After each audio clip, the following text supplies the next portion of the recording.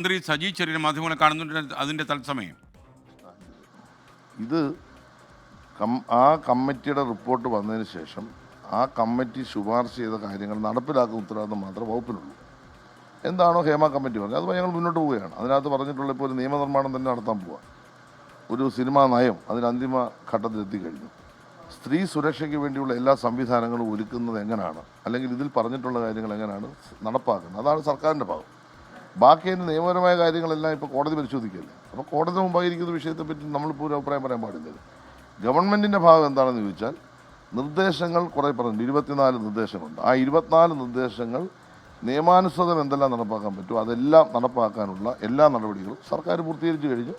ഈ വരുന്ന ഫെബ്രുവരി മാർച്ച് മാസങ്ങളിലായിട്ട് ആ നടപടിക്രമങ്ങളെല്ലാം പൂർത്തീകരിക്കും. അടുത്ത നിയമസഭാ സമ്മേളനത്തോടുകൂടി ഒരു നിയമനിർമ്മാണം, ഈ നിയമസഭയായിരിക്കില്ല, അതിൻ്റെ അടുത്ത നിയമസഭാ സമ്മേളനത്തിൽ നിയമനിർമ്മാണത്തിൻ്റെ ഭാഗം കൂടി ഞങ്ങളിപ്പോൾ കാണുന്നുണ്ട്. അതിലേക്ക് ഞങ്ങൾ കടന്നിട്ടുണ്ട്. നിയമോപദേശം സ്വീകരിച്ചിട്ടുണ്ട്. നിയമവകുപ്പിന് അതിൻ്റെ ഡ്രാഫ്റ്റ് തയ്യാറാക്കി കൊടുത്തു കഴിഞ്ഞു. അപ്പോൾ ഗവൺമെൻറ്റിൻ്റെ ഭാഗം പൂർണ്ണമായും ചെയ്യേണ്ട കാര്യങ്ങൾ ചെയ്തു കഴിഞ്ഞു. ഇനിയുള്ളത് ജുഡീഷ്യറിയുടെ ഭാഗമാണ്. അവിടെ ജുഡീഷ്യറിയുടെ മുമ്പിലേക്ക് കാര്യങ്ങൾ പോയി കഴിഞ്ഞു.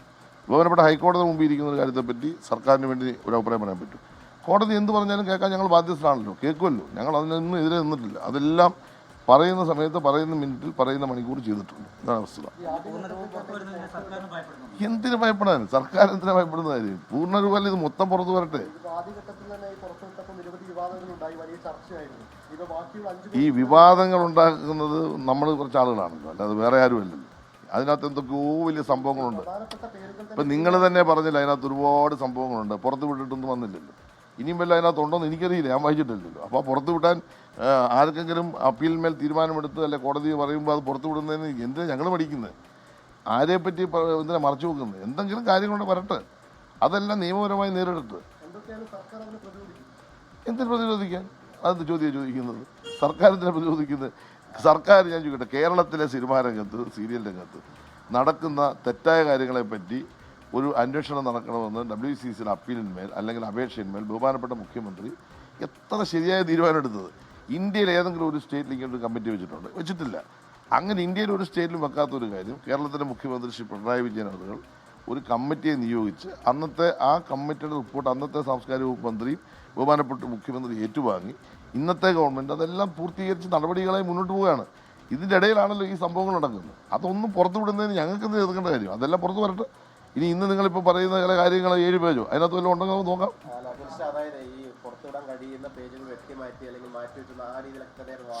എങ്ങനെ വെട്ടിമാ? ഇതെല്ലാം ഡോക്യുമെൻ്റ് അല്ലേ? ഇതിൻ്റെ എല്ലാം കോപ്പി ജസ്റ്റിസ് ഹേമയുടെ കൈവശം ഉണ്ടല്ലോ. നമ്മുടെ കൈവശം ഉണ്ടെന്ന് പറയുന്ന ഡോക്യുമെൻ്റ് തന്നെ ജസ്റ്റിസ് ഹേമയുടെ കൈവശമുണ്ട്. അങ്ങനെ വല്ലതും മാറ്റാൻ പറ്റും? ഇതൊരു ഒരു അന്വേഷണ റിപ്പോർട്ടല്ലേ.